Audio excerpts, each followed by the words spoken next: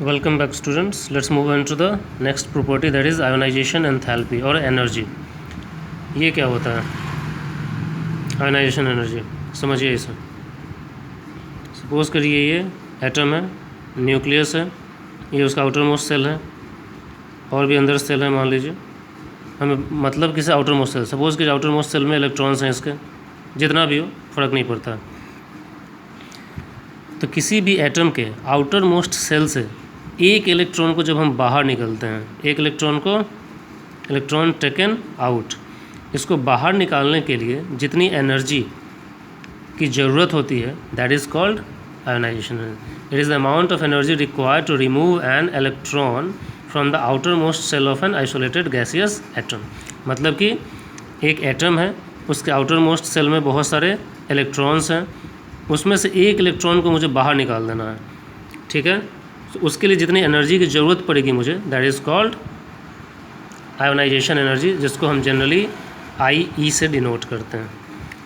तो पहला इलेक्ट्रॉन जब निकालते हैं तो उसे बोलते हैं आयोनाइजेशन एंथैल्पी 1, ठीक है। तो ये X+ बन गया। हमने पढ़ा था पिछले बारे में, आयनिक रेडियस में ही पढ़ रहे थे इलेक्ट्रॉन, या फिर आपने पहले भी पढ़ा होगा।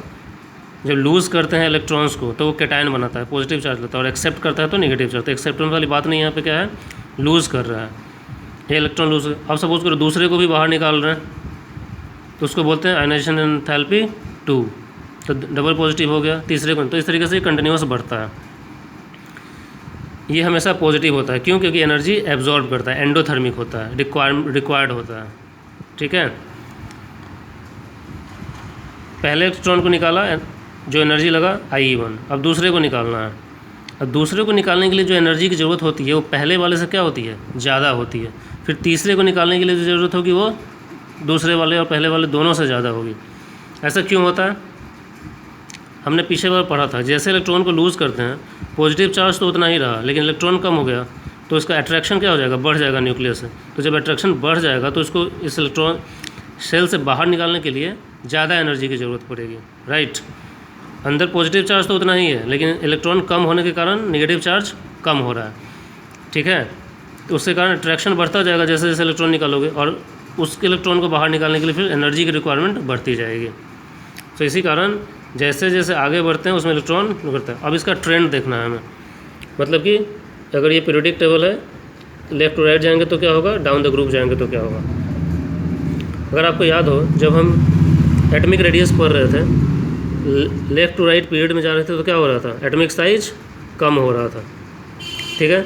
जब एटमिक साइज कम होगा मतलब क्या हुआ, इलेक्ट्रॉन का अट्रैक्शन ज़्यादा है, ऐसे हम जा रहे हैं तो एटमिक रेडियस क्या हो रहा था, एटमिक रेडियस डिक्रीज़ कर रहा था। तो डिक्रीज़ कर रहा है मतलब क्या है, साइज अंदर की तरफ जा रहा है, घटते जा रहा है। जब घटते जा रहा है तो अट्रैक्शन क्या होगा, बढ़ेगा, अंदर की तरफ खींचेगा। तो उस केस में जो आउटर मोस्ट सेल में इलेक्ट्रॉन होगा वो ज़्यादा अट्रैक्टेड होगा साइज़ घटने के कारण। अब इसको मुझे बाहर निकालना है तो एनर्जी की क्या रिक्वायरमेंट होगी, बढ़ती जाएगी। तो जब हम पीरियड में होते हैं, लेफ़्ट टू राइट जाते हैं, लेफ़्ट टू राइट पीरियड में, तो आयोनाइजेशन एंथैल्पी बढ़ता है। क्यों? क्योंकि साइज़ छोटा हो रहा है। साइज़ छोटे होने के कारण न्यूक्लियस से अट्रैक्शन बढ़ रहा है, और अट्रैक्शन बढ़ने के कारण मुझे ज़्यादा एनर्जी की जरूरत पड़ेगी उसको बाहर निकालने के लिए। तो that is what I have written here. जब लेफ़्ट टू राइट जाते हैं तो electrons are added in the same shell and force of attraction towards the nucleus increases. So ये डिफ़िकल्ट हो जाता है इलेक्ट्रॉन्स को बाहर निकालना। इसके लिए एटॉमिक एनर्जी आयोनाइजेशन एंथैल्पी बढ़ेगा। लेकिन जब आप ग्रुप में होते हो तो साइज़ क्या हो रहा है, बढ़ रहा है। साइज़ बढ़ रहा है मतलब न्यूक्लियस के साथ अट्रैक्शन क्या हो रहा है, कम हो रहा है, वो बाहर की तरफ ऑलरेडी जा रहा है। तो उसका और न्यूक्लियस के बीच में फोर्स ऑफ अट्रैक्शन जैसे जैसे साइज़ बढ़ेगा थोड़ा क्या होगा, कम होगा।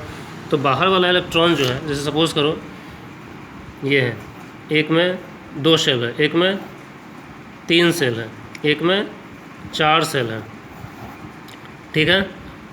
अब ये एक साइज़ क्या है, बड़ा है, ये साइज़ उससे छोटा है और ये साइज़ सबसे छोटा है। अब ये जो बाहर जो बड़ा वाला साइज़ है, इसके बीच में ये डिस्टेंस ज़्यादा है, तो इसके बीच में फोर्स ऑफ अट्रैक्शन क्या होगा, थोड़ा कम होगा। इसके बीच में इससे थोड़ा ज़्यादा होगा, इसके बीच में सबसे ज़्यादा होगा। तो इलेक्ट्रॉन्स को निकालना सबसे आसान किस में होगा, यहाँ पे होगा, क्योंकि फोर्स ऑफ अट्रैक्शन क्या है, कम है। तो वही चीज़ मैंने यहाँ बताया। डाउन द ग्रुप हम लोग जैसे ही आते हैं, डिस्टेंस क्या होता है, इंक्रीज़ होता है, और इंक्रीज़ होने के कारण फोर्स ऑफ अट्रैक्शन डिक्रीज़ होता है, और डिक्रीज़ होने के कारण आयोनाइजेशन एनर्जी भी डिक्रीज़ होता है। मतलब कि कम एनर्जी की ज़रूरत पड़ती है, एनर्जी रिक्वायरमेंट कम होते जाता है। So this is what the ionization enthalpy is. ठीक है, थैंक यू.